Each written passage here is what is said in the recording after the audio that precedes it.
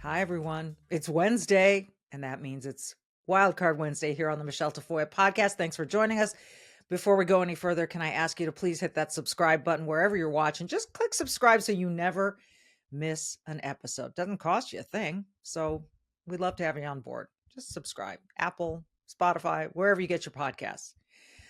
It's been another tremendous week in so many ways in America, and we're going to start with the Middle East. Listen, I'm going to work some sports in here today in a really positive way, but we got to get to some of the best sound of the week. And so that's what we try to do. So I'm going to start with Karoline Leavitt, the White House press secretary. She's 27 years old. That's been well documented. I'm sure she's going to be 28 soon. Wow, she's getting old. But she handled a question at a recent White House briefing earlier this week. You may have heard these stories over the weekend about IDF, Israeli Defense Forces, shooting civilians who were going to get aid in Gaza. This story was promulgated or put out there, or should we say it was propagandized by Hamas media, by, the Palestinian side. And when I say Palestinian, I mean the Hamas side. These are not trustworthy actors. And combined with Al Jazeera, they do a lot of propagandizing. So the story got out and people just ran with it. By people, I mean the Washington Post, CNN, ABC, they ran with it without confirming it. And so the narrative over the weekend was Israelis were shooting innocent Palestinians who were just trying to get aid. Turns out the story was false. Let's hear Karoline Leavitt handle this in the White House press briefing. Harry, roll it. Number one. Firing on Palestinians trying to get aid from the Gaza Humanitarian Foundation. Up to 20 people, according to the Red Cross, have arrived to the hospital that they've set up with gunshot wounds, have died from them. Is this administration aware of these? And what is being done to address this situation? The administration is aware of those reports, and we are currently looking into the veracity of them because, unfortunately, unlike some in the media, we don't take the word of Hamas with total truth. We like to look into it when they speak, unlike the BBC, who had multiple headlines. They wrote, Israeli tank kills 26, Israeli tank kills 21, Israeli gunfire kills 31, Red Cross says 21 people were killed in an aid incident, and then, oh wait, they had to correct and take down their entire story, saying we reviewed the footage and couldn't find any evidence of anything. Oh. Okay, so we're going to look into reports before we confirm them from this podium or before we take action, and I suggest that journalists who actually care about truth do the same to reduce the amount of misinformation that's going around the globe on this front. John. Notice that she pointed out the BBC, because that was a BBC reporter asking the question. So again, I feel for people who want to get news correct, and correctly. It's tough. You go and you see a story and then you say, yeah, I want to, and I've got time on my hands. So I'll say, I want to check the veracity of that story. Whom do I trust? Do I trust the New York Times? Do I trust PBS? Do I trust Reuters? It seems that everyone has an agenda these days, and it's tough to trust anyone. And that is confounding and it's frustrating. So all I would advise is you don't trust the first story you read on anything. There's a haze about it. But I would also say whenever you see numbers quoted by Hamas, understand what Hamas is trying to do.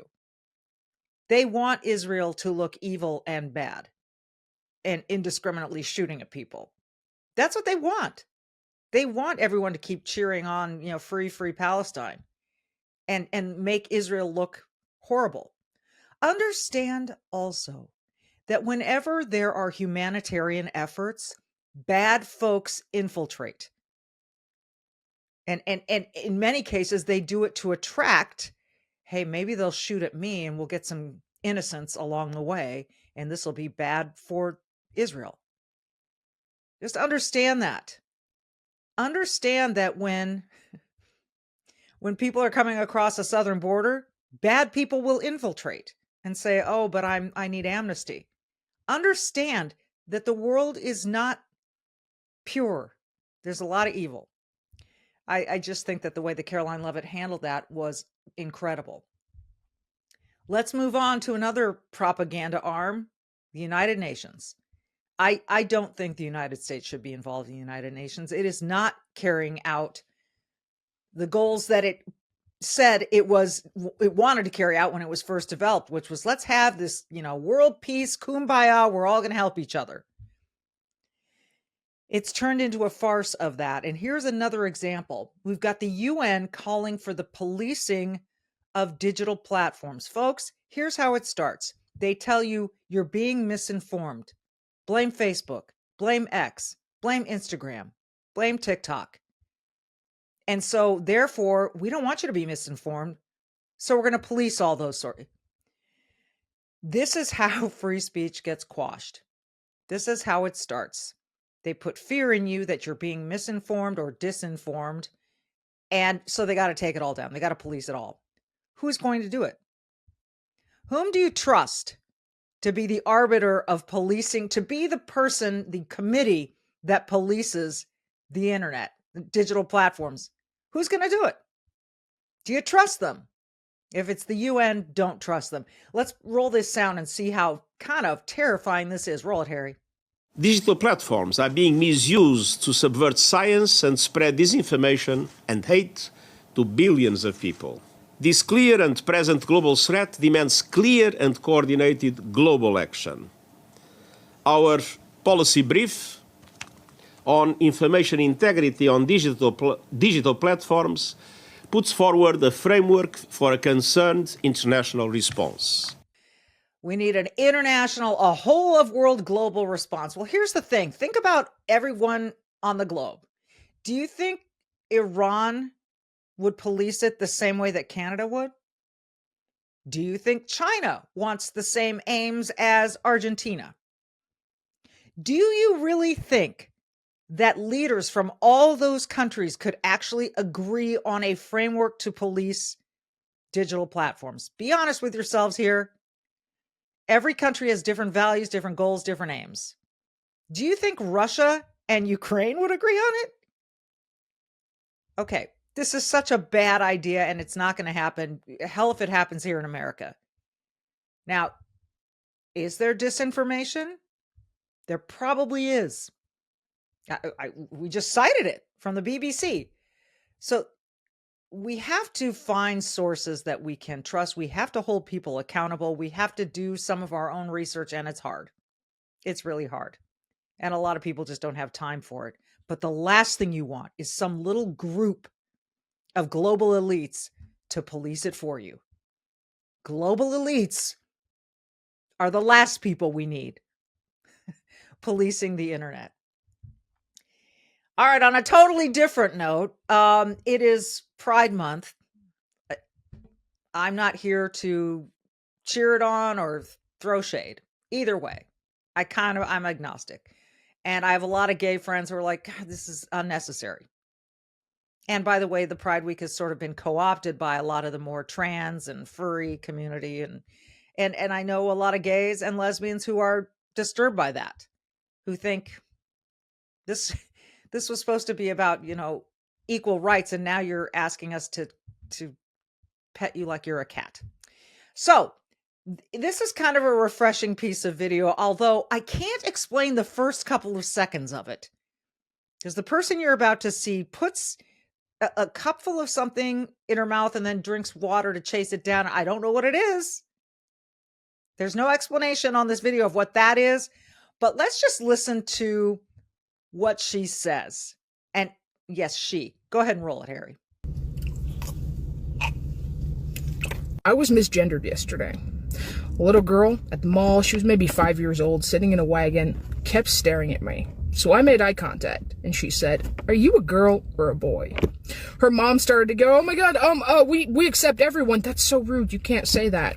And I laughed, and I bent down on her level, and I said, "That's okay. It's confusing sometimes.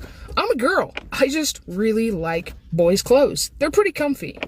She got all excited and she said, "I'm a girl too." and I gave her a high five. I said, isn't it so great being a girl? I love being a girl. She said, yeah, that's my brother. He's a brother because he's a boy. So I said, you're right. Brothers are boys and sisters are girls. There's only boys and girls. If you're born a girl, you're a girl. I was born a girl. I can almost see the release of air coming from her mother's body and just the ultimate sigh of relief that I wasn't going to be indoctrinating her child or teaching her child something that maybe she didn't want her to know. I continued to talk to the little girl about her brother and her very cute dog, who was also a girl. I said, I hope you have a great day, and I went about my business. That is how you address gender to children. You don't. That is how you empower little girls and let them know that it's okay to be a girl who dresses however you want without having to change your gender. That is how you avoid confusing children, especially children that aren't your own, and projecting your bullshit on them because you might be offended that they use the wrong pronoun. You know, sometimes from the most unlikely sources come the most words of wisdom. I kind of like that. I thought everything she said was really sensible. I still can't explain the cup of powder or whatever she put in her mouth. I can't explain that. But I did like her message. Speaking of messages, Scottie Scheffler is a PGA golfer who's just having a great run. It seems like he can't lose. And he was asked about how he stays in the moment. And I thought this was really worthwhile advice for anybody in any walk of life, from someone who obviously knows how to focus when it matters and also enjoys a really beautiful personal life. Scottie Scheffler, I thought, gave advice here in this answer that really is worth listening to. Roll it, Harry. Scottie, you've talked a lot about the importance of staying in the present, which can be hard for a lot of people, but where does that importance for you, the focus on that, come from? And is there anyone or anything throughout your life that has helped you get better at staying in the present?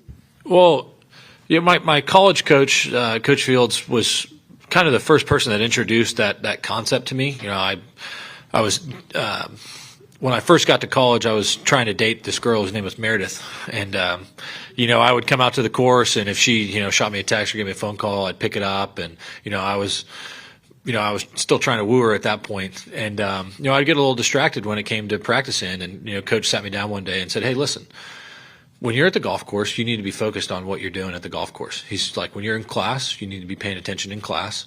And he's like, when you get to do your social stuff, you need to be present where you are. And it's just, I think it's a better way to try to enjoy life. I mean, if I can be present where I am, like if I'm at home thinking about golf, am I going to be fully enjoying the time I get to spend with Meredith and Bennett? Probably not. And if I'm at the golf course thinking about being at home, you know, I'm probably not going to be focused in my practice. I'm not going to get the most out of it. And so I think it's a daily battle to try and focus on the task at hand. And, you know, I think it's a bit of a, you know, kind of, you know, living life to the fullest type of thing. I think when you're thinking about what you're doing, I think that's when you're living. When you're thinking about what you're doing, that's when you're living. First of all, can I just point out that he used the word woo? I was still wooing Meredith at the time. Not many people use the word woo anymore. That's so sweet. And that Meredith ended up becoming his wife is darling as well. Mentions his son Bennett. All of it, great advice. When you're focused on what you're doing, you're going to get the most out of what you're doing. And you know, a lot of that requires a good night's sleep. Let's focus on your sleep for just a minute. My friends at Sleep Cream have created a product that is so helpful to me, and I encourage you to try it. Sleepcream.com, CREME, like creme. Okay, sleepcream.com. This is a cream that smells wonderful, and it comes in a variety of scents. They've got a new rose, Belgium rose, I think it is, that is phenomenal. The lavender is really nice too. So I was a skeptic when I was presented with this product. I'm like, yeah, right. I'm going to put lotion on the insides of my forearms and it's going to help me sleep. Yeah, it does. So sleepcream.com, they use all natural CBD combined with the finest essential oils. Like I said, put it on before turning in the evening. Some people put it on the bottoms of their feet. Within minutes, I feel relaxed and I am able to sleep. And there's that aromatherapy aspect of it too.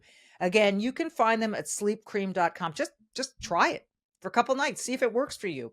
Within the first 30 days, if you want to return it, no questions asked, they'll give you a refund. So go to sleepcream.com, sleepcreme.com. For the next few weeks, use the code HOMERUN. It's baseball season. Use the code HOMERUN for free standard shipping on your first order. HOMERUN is the code.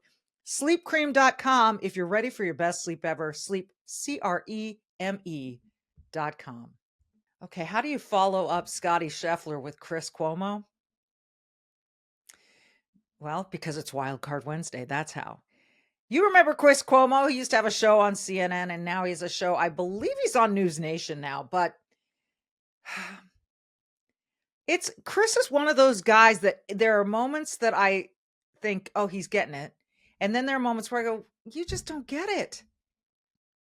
So Chris Cuomo recently went on a bit of a, I don't want to call it a rant, but he told us that this concern about illegal immigrant crime is an artificial issue. That people like Laken Riley, who died at the hands of an illegal alien, Rachel Morn, who died at the hands of an illegal alien, Jocelyn Nungari, who died at the hands of an illegal alien, that this is an artificial concern, that crime is crime. Yeah, tell that to the parents of those three and many others. I've just begun the list. Okay? They weren't supposed to be here. Had they been vetted, they wouldn't be here. Now, he did this right before the Boulder, Colorado incident the other day, propagated by an illegal alien. Roll the tape, Harry. Change how I feel about the parties. They are the problem. They are the root of this binary battle to the bottom. The division is almost exclusively manufactured. We are fighting over culture issues and controversies that are completely made up. We divide this country over a single homicide of somebody, and it's absolutely wrong. What happened to Laken Riley is horrible. It's one too many, any way you want to look at it. But it is also an artificial issue. We have crime issues in this country. Our homicide problem is not from illegal immigrants, okay? Yeah, but there shouldn't be any. There shouldn't be any of a lot of things that we haven't made a top priority. The division is manufactured. You know, this is just like when the proponents of trans women competing in women's sports say, oh, but it's so rare. Let me quote J.D. Vance. Do you hear yourself, Martha Raddatz? Just a couple of apartment complexes that have Tren de Aragua in them? Look, we've got sex crimes happening. We've got human trafficking. We've got fentanyl. We've got murders. And when people come here that we support with taxpayer dollars, we expect better. So no, this isn't an artificial issue, Chris Cuomo. It just happened again. And it's going to keep happening if we're stupid about it. And part of our stupidity comes from this suicidal empathy. Oh, we want to help these people. We want to protect them from what they're scared of. What about what we're scared of? We are the citizens of the United States of America, and that matters. Citizenship matters. Borders matter. And I don't think most taxpayers want to be responsible for jailing these people, putting them on trial, or losing their lives to them. As you know, we saw in Boulder, Colorado, this story is getting more amazing by the day. That he was ready to die. He thought he would die. He saved some gasoline for himself. He thought he was going to set himself on fire after he killed these people. I mean, and he is here illegally. So with due respect, Chris Cuomo, I agree that the parties are divided, but the culture issues are not made up. They matter to people. And this comes down to credibility again. So I feel for people who go, yeah, I'll turn on CNN. I'm sure that I'm going to get straight news from them. I'll turn on Fox. I'm sure I'm going to get straight news. Now, I happen to make appearances on Fox. I happen to believe they are pretty balanced and allow a lot of different opinions on that network. But again, it's like whom do I believe? So I asked my husband to watch this documentary with me the other night, and he said, documentaries, they always seem to have an agenda attached to them. And people think documentaries are this pure form of journalism. The word documentary has always carried such weight, such bravado, such, bona fide. So we're going to have specialists and they're going to document this and they're going to present it. But they're prepared by humans who have an agenda. So he said, my husband's like, I'm just wary of documentaries now. They always seem to come with an angle. He said that to me about 2 nights ago. And then the next day I saw this little video, and so did my husband, from the great Scott Adams. Roll it. Here's what you need to know about documentaries. Number 1, documentary is the lowest level of credibility of all media. Did you know that? If you had to pick one thing to not believe, it should be a documentary. Documentaries are not designed to give you both sides. They're designed to mislead you into thinking that the thesis is the only thing that matters. Do you think they show the other side? The documentary is the lowest of all forms of credibility. There's nothing lower than that. It's the number 1 least reliable information that is produced by humanity. Now you might say to yourself, Scott, fake news is worse than that. No, it isn't. It's not even close. Fake news has a competing news business. So if you want, you can look at the fake news and you can see the other argument. You can make your own decision. And the other argument isn't hidden that much. Even within our bubbles, you can just turn on Fox News or CNN and see the other side, right? But if you watch a documentary, are you going to go do your own research?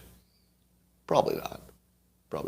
Now, I'm not saying that all documentaries are incorrect. I'm not saying that. Surely some documentaries are totally correct.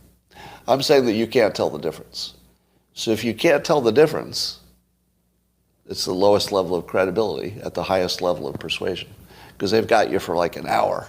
If I can persuade you on anything and make you pay attention for an hour, I will convince you. Getting you to pay attention for an hour is the hard part.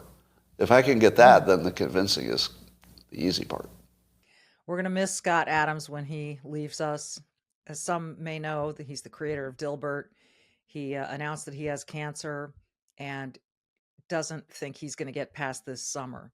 So we're going to enjoy his wisdom, not just while he's here, but forevermore. Interesting dude and an interesting take on documentaries. But he's right. It's tough to hold people's attention for an hour. And if they can do that, they've got you. They've got you. You really going to go do the research yourself? All right. It's depressing, isn't it? It's like, who do we trust? Well, let me show you this graphic that's making its way around the interweb. Go ahead and put this up there, Harry. This shows how, I want to look at this with you. This is from Pew Research. Has a doctor or healthcare provider ever told you that you have a mental health condition? The percentage of saying yes. Conservatives, and look at, the older you are, the less the answer is yes. That's really fascinating. But conservatives overall lower, moderates a little higher, and liberals. Look at young liberal women. That number's astronomical. So what does that tell you? It's either that you could say cause or effect. Which came first, the chicken or the egg? Are liberals just naturally depressed? Does being liberal make them depressed? Or because they're depressed, are they liberal? That's another study to be done. But that is an interesting graph. I know how to cheer you up, though. Give you something healthy to grill. So my friends at besthotgrill.com make this amazing Solaire infrared grill. Do you like grilled food? Look, we're heading into the beginning here of summer. It's fantastic. It's time to grill. And the Solaire infrared grill, by the way, Father's Day is coming up, would make a phenomenal Father's Day gift. So go to besthotgrill.com. Now, you might already have a grill. This one's different. It's different from a slow cooking smoker. It's different from an egg or pellet barbecue. Those are fine, but they take a lot of time. Now, here's the thing about the Solaire infrared grill. It heats up to 1,000 degrees in 3 minutes. 3. I have one. I'm here to testify. That happens even in the dead of winter, not just summer. And that high heat, it locks in the juices. It makes your food so tasty. This grill is phenomenal. They've got cart grills. They've got portable grills. They've got built-in grills. A grill for any occasion, even for going on a boat or picnicking. They also have a try before you buy arrangement, so you can check it out without a salesman watching over you. Keep it at your home for a week. See if you like it before you buy it. So that's the demo rental program. Go to besthotgrill.com for the last grill you will ever buy. And by the way, it's made in the USA. besthotgrill.com. Try before you buy with the Solaire demo rental program at besthotgrill.com. Okay, we'll wrap up with the big news story of the week, which sort of happened in the middle of Tuesday's press briefing at the White House. Now, Elon Musk is no longer a special employee with the White House. When he was, all the Democrats on the left hated him. They blew up his cars. They firebombed Tesla sales showrooms. They called him Hitler. They called him a fascist. This guy was the darling of the left until he went to work for Donald Trump. Now he's become hated by the left. But wait, not so fast. Because that big, beautiful bill that the left hates, well, guess who else does? Let's hear Peter Doocy drop this one on the press secretary in Tuesday's press briefing. Go ahead, roll it. Something that just crossed Caroline.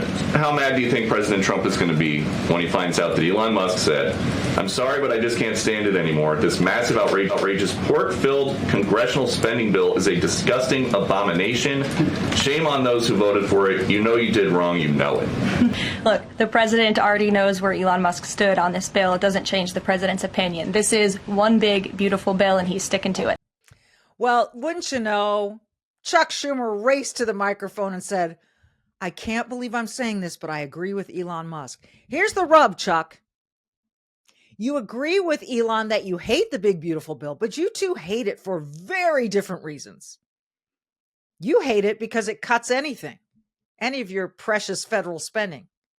Elon hates it because it does not cut enough. So you're not on the same page with Elon Musk. But oh boy, will you suddenly run back to the arms of your lost lover when it suits you. My God, this is what's so disgusting about politics, right? Okay, well, Senate Majority Leader John Thune had to, stand up for the bill. Now, it hasn't passed the Senate yet. Right now, it's passed the House. I'm just a bill on Capitol Hill. It has to go through that. It has to go through the Senate. Senate is considering the bill. So let's hear how John Thune responded to this news from Elon Musk. Harry, roll it. You criticize the Democrats saying they're going to fight against this with everything they've got. That doesn't seem to be your problem. Elon Musk seems to be your problem. Absolutely torching this bill here, saying everybody who voted for that should be ashamed. Well, look, we obviously respect everything that Elon did with Doge. On this particular issue, we have a difference of opinion. And I think it's rooted in the fact that he's accepting the CBO assumptions that are built upon a static scoring assessment of the effect, the macroeconomic effect, growth effect, that these changes will have on our economy. And all the modeling that we've seen suggests that the changes that are being made in the tax policy, particularly making permanent bonus depreciation, interest deductibility, R&D expensing, are going to lead to significant growth. And you couple the growth with the biggest spending reduction in American history, and you will see a reduction, not an increase in the deficit. So we have a difference of opinion. He's entitled to that opinion. We're going to proceed full speed ahead. Okay, it's interesting. And other people will point out, by the way, the OMB is the Office of Management and Budget. And what Thune is saying is that the way they're scoring the bill, that means they're looking at it, looking at the ramifications on a sort of a numerical basis, that it doesn't bring into account all these different reactions that models are saying will happen if this thing passes. So they're sticking to it.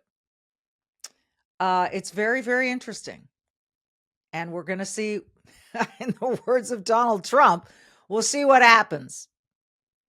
But Elon certainly is always able of drumming up interest, and he's done it once again.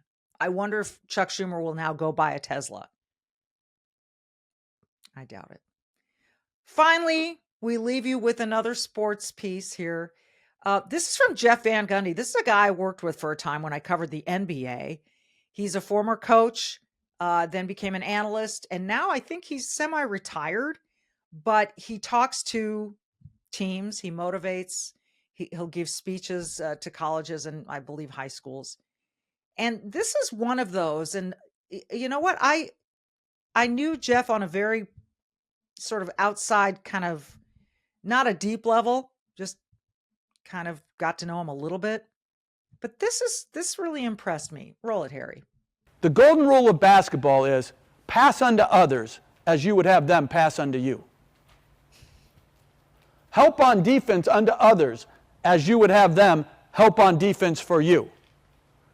And the final one is celebrate unto others' success as you would want them to celebrate your successes. The key to life, men, I'm old now. I'm 61. I've been blessed to be a part of basketball at the professional level since I was 28. Those people who can celebrate others' successes live a more stress-free, less anxious life. You've done great things to be able to sit in this room and to wear USA across your chest, but don't for a minute forget that there is a lot of work ahead of you. A lot of work ahead of you. And I wish you nothing but the best. I can't wait to watch you guys practice tomorrow. Good luck, and if I can ever be of help, let me know. Speaking to Team USA men's basketball, the golden rule, do unto others as you would have them do unto you. So he says in basketball, pass unto others as you would have them pass unto you.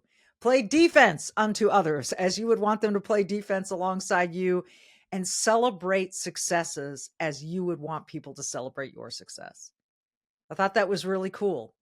And he pointed out that people who do that, who are willing to share in the glory, who are willing to say, my teammates did X, Y, Z. It's not just about me. Those people live happier, less stressful lives. I believe it. We're not just individuals. Yeah, we have to take care of ourselves. Yeah, we have to protect ourselves. We start with ourselves, but there's so much beyond each individual person that makes life great. You wouldn't want to live life all alone. You wouldn't. And so while you are a single human person, you can get a whole lot more by loving other people, doing unto others as you would have them do unto you. And as always, by being brave and doing good, not just for your sake, but for the sake of something bigger. So that's how I always end it. Be brave, do good. We will see you next time.